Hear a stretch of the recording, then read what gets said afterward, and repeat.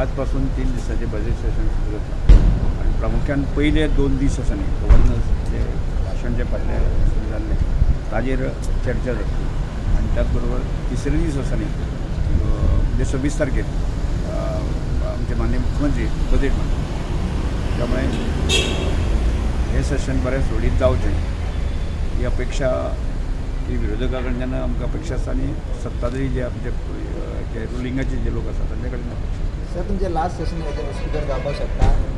तशें कितें आसा अशें कोण म्हणटा कुंदनीत सांगलेलें न्हू कॅबिनेट